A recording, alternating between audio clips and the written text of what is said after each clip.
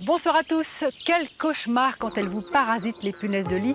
Et pire, elles sont en passe de devenir un vrai problème de santé publique. Complément d'enquête ce soir. Des fruits et légumes moches, trop bêtes de les jeter. Au Portugal, des jeunes ont créé un circuit parallèle qui profite à tout le monde. Reportage.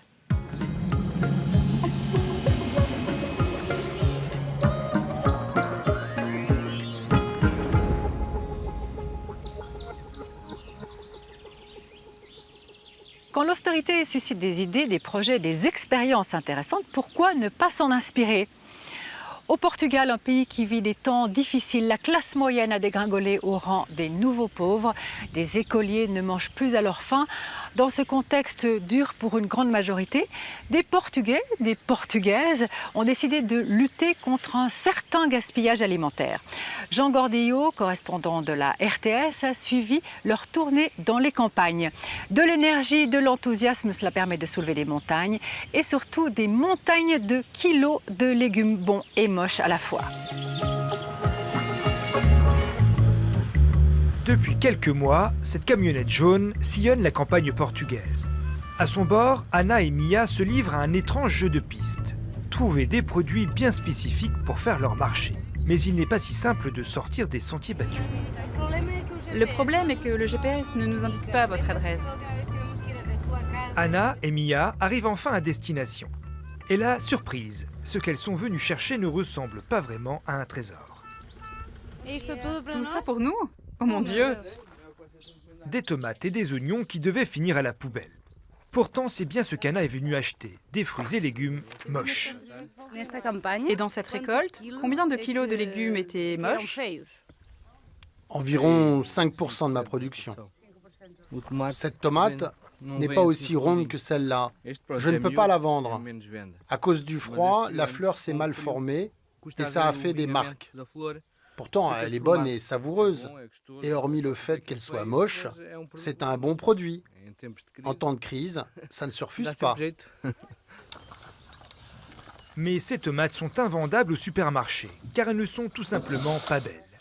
Pour lutter contre la dictature de l'esthétisme imposée par la grande distribution, la coopérative d'Anna a eu l'idée de sauver ces vilains fruits et légumes. Et éviter ainsi un gaspillage inconcevable en ces temps difficiles. On vend ces fruits et légumes à ceux qui ne les jugent pas à l'apparence mais à la qualité. Je pense qu'il y a un changement des mentalités. Le consommateur se rend compte que notre façon d'acheter n'était pas très rationnelle. Anna n'a donc pas des goûts bizarres. Et la voilà repartie en quête de fruits moches. Chez cette agricultrice, elle vient récupérer des pommes. Et là encore, plus le fruit est laid, mieux c'est. C'est tout ça? Oui, Combien de kilos il y a dans les caisses? presque une demi-tonne. Je prends les pommes qui ont des taches et qui ne sont pas commercialisables, ou c'est toutes petites, ou encore les pâles comme celle-ci. Leur couleur n'est pas verte comme elle le devrait, mais plutôt jaune. Et aussi laides soient-elles, ces pommes gardent une valeur marchande. Certes, leur prix défie toute concurrence. On achète les fruits 30 à 40% moins cher que le prix d'un fruit joli, même si cela peut varier en fonction des saisons et des récoltes. Aujourd'hui, par exemple, elles sont à 30 centimes. Soit la demi-tonne à 165 francs. On va charger. Pour cette agricultrice, vendre à moitié prix ces pommes hors gabarit reste plus rentable que d'en faire du jus de pomme. Un petit jeu où tout le monde sort gagnant. C'est donc le bouche à oreille qui a fonctionné entre les agriculteurs. La coopérative Fruits Moches compte aujourd'hui sur les invendus d'une trentaine de petits exploitants autour de Lisbonne. Et leur nombre ne cesse d'augmenter. Et parfois, les produits rejetés par la grande distribution laissent perplexes. C'est difficile à voir. Ils n'ont rien de moche. La seule chose qu'ont ces épinards, c'est qu'ils commencent à fleurir. Il faut juste enlever les fleurs et ils seront parfaits pour être mangés. Allez, j'y retourne. En Europe, 89 millions de tonnes de ces fruits et légumes sont jetés chaque année à cause de leur taille ou de leur couleur. Un délit de faciès en quelque sorte. Pour ces petits producteurs, l'alternative proposée par cette coopérative est une aubaine. L'idée n'est pas de faire la charité en donnant 3 francs 6 sous aux agriculteurs, mais de valoriser réellement cette production en créant un nouveau marché. Avec presque une tonne de marchandises, la camionnette est pleine. Direction Lisbonne. Le temps presse, les fruits récoltés durant la matinée sont vendus le soir même. C'est dans ce centre culturel de la capitale qu'Anna, rejoint par quelques volontaires, prépare les paniers des clients. Toujours pour éviter de gaspiller, on achète exactement ce que l'on va vendre. Plus de gaspillage, pas d'intermédiaire, les fruits sont vendus directement aux consommateurs et donc pas cher. Le prix du petit panier est de 3,50 € pour environ 4 kilos. Le grand coûte 7 € et pèse autour de 8 kilos. Les paniers sont presque prêts et force est d'admettre que nos fruits et légumes moches sont devenus beaux. Les clients arrivent. Pour bénéficier de ces produits, il faut être membre de la coopérative et payer un mini droit d'inscription de 6 francs par an. Ensuite, chaque semaine, les membres peuvent commander un ou plusieurs paniers. Le succès a été fulgurant et a surpris Isabelle, la créatrice du projet. Quand j'ai imaginé le projet, j'avais tablé sur un groupe de 40 personnes, un petit groupe de consommateurs. Or là, on en est à 420 adhérents et plus de 1000 personnes en liste d'attente. Car dans un pays où la classe moyenne a dégringolé au rang de nouveaux pauvres, certains Portugais ne mangent plus toujours à leur faim. Tu enlèves cette partie et c'est bon. Et ces carottes sont à peine trop petites. Oh, regarde-moi ces grosses tomates, elles sont très bonnes. Avec ces paniers, les fruits et légumes ne sont désormais plus un produit de luxe. C'est moins cher et bien meilleur, et j'en ai pour toute la semaine. La crise a frappé si fort au Portugal que pour s'en sortir, des idées ont germé un peu partout. C'est comme cela qu'est né le projet My Farm. On met des tomates? Des tomates cerises? Sur leur ordinateur, Rita et Alejandro plantent des tomates pour leur potager. Cela ressemble à un jeu et pourtant leur jardin n'a rien de virtuel. Il est à 30 km de Lisbonne. Ce programme nous permet de revenir dans les années antérieures du Portugal, quand les gens cultivaient leurs propres légumes. Avec l'arrivée de la crise, tout le monde s'est mis à refaire un potager. Une façon de prendre la crise à contre-pied. Les légumes plantés sur Internet sont en fait cultivés ici en plein champ. Aujourd'hui, Rita et sa famille sont venus voir leur parcelle. C'est Emmanuel le jardinier qui s'en occupe au quotidien. Je vais vous montrer où se trouve votre potager. Rita a opté dans un premier temps pour un petit potager de 21 mètres carrés. Vous avez 3 rangées. Ça va de là-bas jusqu'au bord, ici. Ensuite, sur l'ordinateur, vous pouvez augmenter votre jardin jusqu'à un maximum de 49 mètres carrés. D'ici 2 mois, Rita aura sa propre récolte. Des légumes de saison, tous bio, qu'elle aura eu la chance de voir pousser. Là, on a des choux, ici des petits pois, et puis des fèves. On fait ça pour consommer nos propres produits. Le coût n'est pas très élevé et on n'a pas grand-chose à faire. Rita devra débourser pour son terrain 73 francs par mois, auquel s'ajoute le prix des semis. Ce n'est pas moins cher qu'en supermarché, mais la qualité des produits est nettement supérieure. Et c'est là tout l'objectif de ce projet, lancé par Luis Luz il y a tout juste 6 mois. Je pense que la crise a joué un rôle important, car entre la qualité et avoir de l'argent à la fin du mois, les gens choisissent l'argent à la fin du mois. Mais il y a quelques années, il y a eu le problème du concombre en Allemagne, ou encore celui de l'agriculture intensive en Espagne. Et les consommateurs de légumes veulent aujourd'hui une garantie de la qualité des produits. Et voilà, c'est ici. C'est le moment tant attendu par cette famille de Lisbonne. Toute la semaine, ils ont suivi sur Internet l'évolution de leur plantation. Et aujourd'hui, dimanche, la récolte est prête. Alors tu l'arraches doucement, essaye. Voilà, c'est très bien. L'occasion aussi de sensibiliser ses enfants citadins aux produits de la terre. Et pour Sandro, le papa, avoir son propre potager en ces temps de crise est presque un acte politique. C'est une forme de résistance. Ça nous permet d'être une communauté quasi autogérée. Et c'est ce qui m'a intéressé dans ce projet. Avec la crise, les Portugais ont bien compris qu'ils devraient faire preuve d'imagination pour remplir leurs assiettes. En revenant à la terre et en évitant les gaspillages de la consommation de masse, ces initiatives portugaises pourraient bientôt s'inviter chez nous.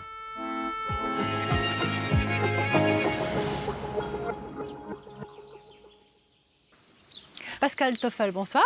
Bonsoir. Vous êtes directeur de l'Union maraîchère suisse. Alors, cultiver des choux, des petits pois, comme on l'a vu dans le reportage avec My Farm, est-ce que ça existe en Suisse? Alors, pas ma connaissance. Alors, les légumes moches, on imagine bien qu'il en pousse chez les maraîchers, les fruits aussi. Qu'est-ce qu'ils deviennent en Suisse alors? Alors, malheureusement, en Suisse, souvent, ils sont jetés. Ou bien ils sont donnés dans les magasins. C'est que les maraîchers qui ont de la vente directe, ils peuvent les vendre, mais c'est vrai que pour la grande partie des maraîchers, malheureusement, ces légumes sont jetés. Et pourtant, à Genève, l'Union maraîchère a ouvert un petit magasin de fruits et légumes déclassés. Ça n'existe pas ailleurs alors? Alors à Genève, c'est une coopérative, c'est un petit peu spécial. Dans les autres régions de Suisse, il n'y a pas ce système coopératif. Donc là, via la coopérative, on arrive à le faire. Mais c'est vrai que dans les autres régions, les maraîchers sont plus ou moins seuls et ils n'ont pas cette possibilité-là. Seul et pas très solidaire. Mais c'est finalement quand même assez anti-écologique, ça. Hein. Jeter autant de fruits et légumes moches alors qu'ils sont bons. Alors, écologiquement parlant, oui. Après, le maraîcher va penser à l'économie, disons à l'argent. Puis là, je dirais que le fait qu'il ne va pas forcément les vendre ou qu'il ne peut pas les vendre. D'accord, donc il les jette. Voilà. Est-ce que finalement ces légumes qui, on l'a dit, sont moches, mais parce qu'ils ont peut-être une petite couleur qui ne correspond pas aux critères des grands magasins ou la forme, ces critères-là justement, des grandes surfaces, qu'est-ce qu'ils ne sont pas trop drastiques? Alors oui et non. Pourquoi on a ces normes en fait? C'est aussi pour que le maraîcher, par exemple, s'il va vendre sa caisse de salade avec 8 salades, qui est toujours 8 salades de la même grandeur. Si on commence à avoir des petites et des grandes, ça va devenir aussi compliqué en termes de logistique. Il y aura des caisses plus lourdes, des caisses plus petites. Donc en termes simplement, je dirais pas simplement qu'économique, mais aussi logistique, c'est compliqué. Et c'est pour ça qu'on a fait des normes pour qu'il y ait toujours, par exemple, le concombre, le même nombre de concombres dans une caisse. Et donc le concombre doit être droit, et il ne peut pas être courbé, c'est ça? Voilà. Après, par rapport au concombre, on en parle tout le temps. Un concombre qui est courbé, c'est qu'il y a eu un manque, soit au niveau des nutriments, soit au niveau de la croissance. Normalement, un concombre, il est droit. Mais c'est vrai que ça existe des concombres qui sont courbes. Voilà. Alors, on sait que la COP a, elle, lancé une recampagne, puisque ça avait déjà existé l'année passée, au début juin, son assortiment de légumes dits hors normes, sous le label unique, qui sont vendus moins cher que les prix garantis. Est-ce que c'est, pour vous, pour les maraîchers que vous représentez, un bon coup de pouce aux maraîchers, ou est-ce que c'est purement un argument marketing?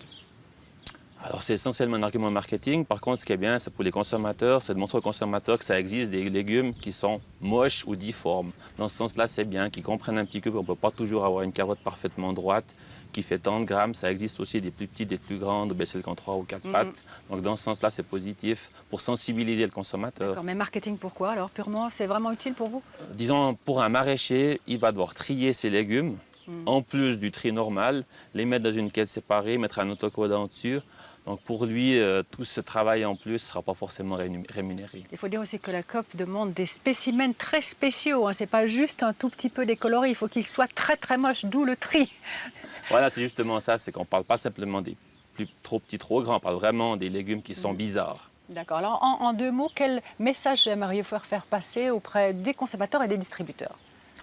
Alors je dirais le sujet, parce que les normes de qualité sont liées au gaspillage alimentaire. Et c'est vrai qu'au niveau de la production, on pourrait faire des efforts de moins gaspiller au niveau du commerce, de la grande distribution aussi, puis le consommateur aussi. Puis nous, ce qu'on dit, c'est que tout le monde est fautif. Il n'y a pas une partie qui est fautive. Tout le monde doit faire un effort, en commençant par les producteurs, sont aussi d'accord de le dire. Vous balayez devant votre porte. Voilà. Parfait. Ben, merci pour ces explications. Très bonne soirée à vous. Merci beaucoup. Merci à vous.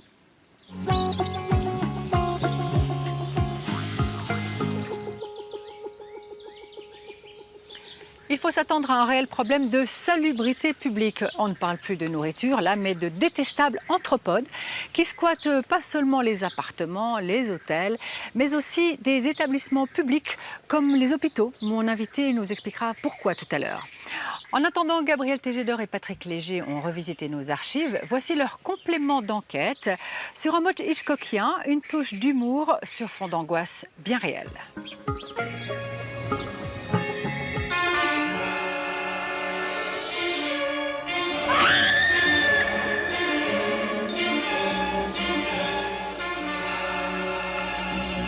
Il ne faut quand même pas oublier que c'est quand même le nuisible le plus ancien de la planète, qu'il existait déjà du temps de la préhistoire.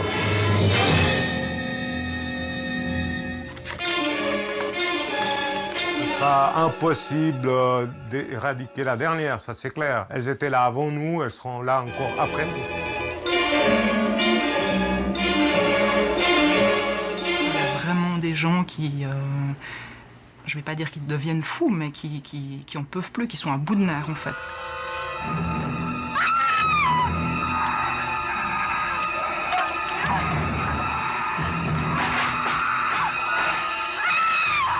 c'est des gens qui ne dorment plus, qui n'osent plus être chez eux, qui invitent plus personne évidemment, qui ont même peur de sortir de chez eux puis d'en amener ailleurs. Donc au niveau de la vie sociale, au niveau du repos, enfin c'est vraiment un nuisible qui est très traumatisant pour les gens.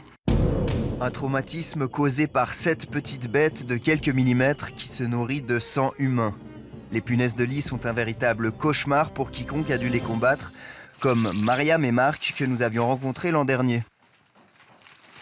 Il s'est aperçu que j'étais rouge de la tête aux pieds. En fait, elle avait des traces rouges sur tout le corps. Et puis, on trouvait quand même bizarre. Puis c'est vrai que ça te grattait un peu quand même.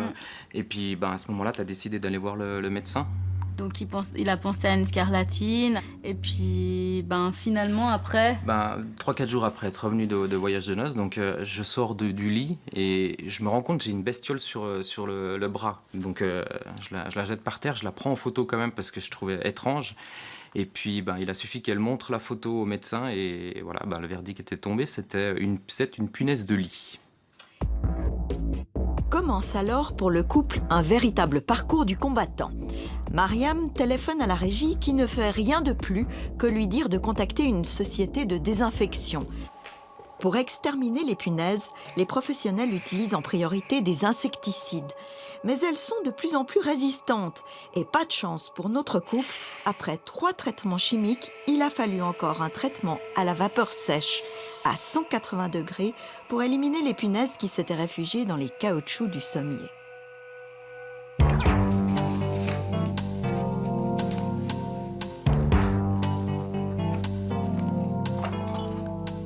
Enlever les duvets, défaire le lit, et puis rechercher en fait les traces des punaises de lit.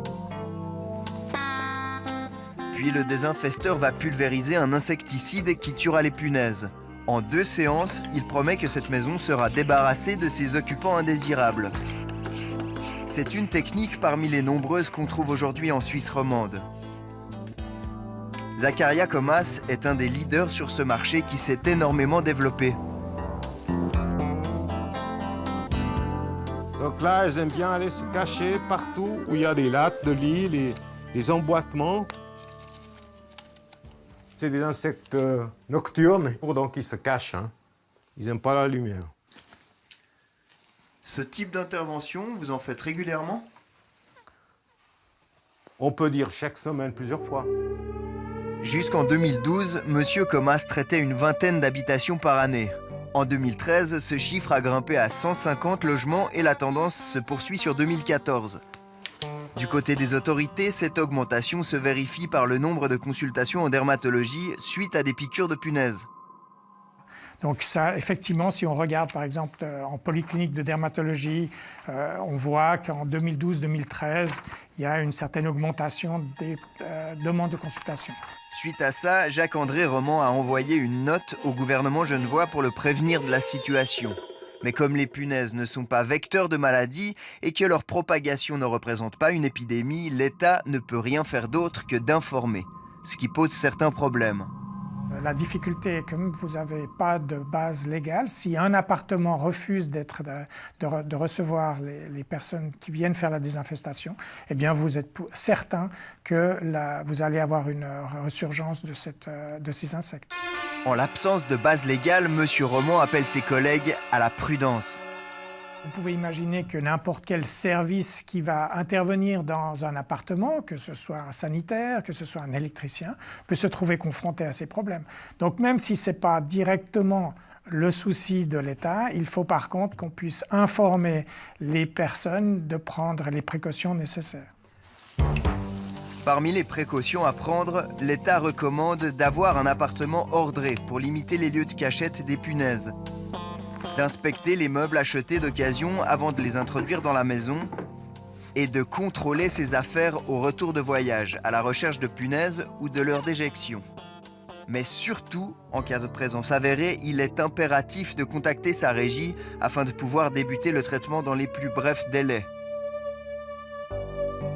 Dernier effet désagréable des punaises, le prix du traitement. La première désinfection et ensuite la deuxième. La nuit à l'hôtel, la congélation des habits, et puis voilà, vraiment Et l'achat de nouveaux habits aussi pour rester pendant les 3-4 jours sans affaires. Au total, cette aventure aura coûté plus de 2000 francs. La régie a pris en charge les frais de détection et de désinfection. Mariam et Marc, le reste. En l'absence de jurisprudence sur le sujet, locataires et régie se renvoient la balle. La loi est assez claire. Un défaut de la chose louée, c'est toujours au bailleur de le supprimer, sauf s'il prouve que c'est le locataire qui en est responsable. Et puis, je pense que c'est relativement difficile d'amener ce genre de preuves. Donc, en règle générale, ce sera pratiquement toujours au bailleur de prendre en charge les frais. Alors non, ce n'est pas le défaut de la chose louée, puisque les punaises de lit sont amenées de l'extérieur, par le locataire, souvent à son insu. Dans la pratique, c'est pas toujours facile de déterminer quel est le locataire qui est initialement a apporté ces punaises de lit avec lui dans ses valises. Donc la régie prendra en charge ces frais de décontamination.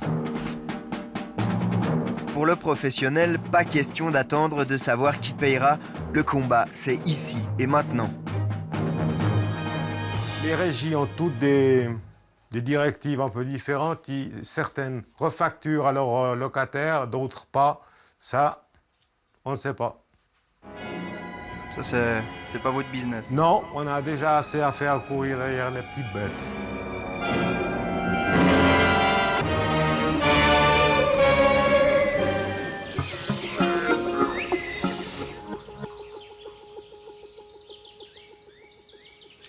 En tout cas, si vous repérez malheureusement des punaises de lit dans votre habitat, ne vous contentez pas de passer l'aspirateur, vous ne les tuerez pas, ces fichues bestioles, et vous infecterez votre appareil. Didier Pittet, bonsoir. Bonsoir. Vous êtes médecin-chef, responsable du service de prévention et contrôle de l'infection aux hôpitaux universitaires genevois, qui ont connu un épisode de punaises de lit en 2012, et ça, c'est vraiment embêtant. Hein. Oui, c'est embêtant, surtout pour un hôpital. En effet, nous avions admis un patient qui avait beaucoup de problèmes différents, et chez lequel il était impossible à son admission de faire le diagnostic. Ensuite, au 4e jour, on a repéré que le patient, en effet, était entre autres victime de punaises de lit et du coup, il a fallu réagir très vite. Et sortir les grands moyens parce que ça s'infiltre partout. Partout, absolument partout, y compris dans les prises électriques. Donc il faut tout démonter. On a dû évidemment vider l'unité, on a dû faire hospitaliser les malades dans une autre unité et puis prendre en charge toute l'unité. Alors ce problème d'invasion de punaises à moindre échelle peut-être, mais c'est aussi relevé par les infirmières qui interviennent à domicile auprès de patients âgés, aussi dans des écoles. Alors à quoi est dû ce problème réellement? C'est la question qu'on se pose, d'où elles viennent? On ne sait pas exactement d'où elles viennent, mais on sait qu'on les transporte avec nous quand on voyage, quand on va dans un endroit ou dans un autre.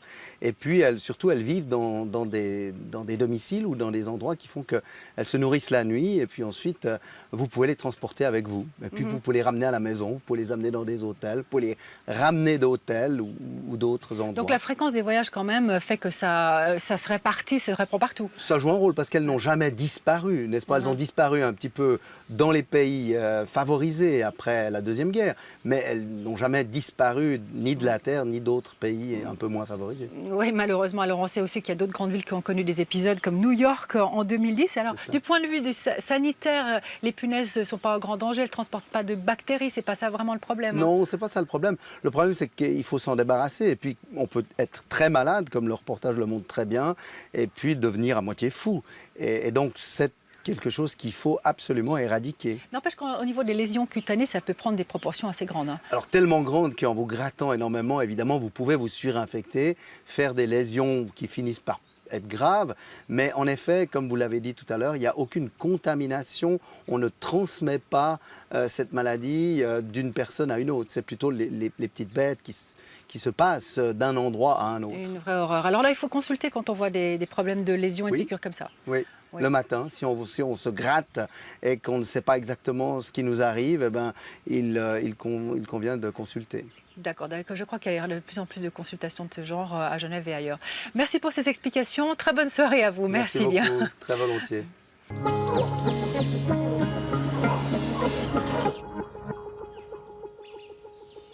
Comment se passer des intermédiaires, acheter directement chez les producteurs? C'est une question qui se pose de plus en plus en Suisse, comme en Allemagne, où je vous emmènerai mardi prochain. L'Allemagne, principal producteur et exportateur de viande. La viande d'élevage industriel y est si bon marché que les petits producteurs doivent faire preuve de créativité pour faire venir directement les consommateurs. Achat et vente directe, ça aussi, c'est consommer autrement.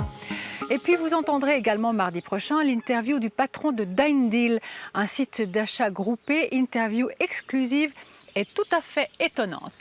Voilà, mardi prochain, merci pour votre fidélité, très bonne fin de soirée.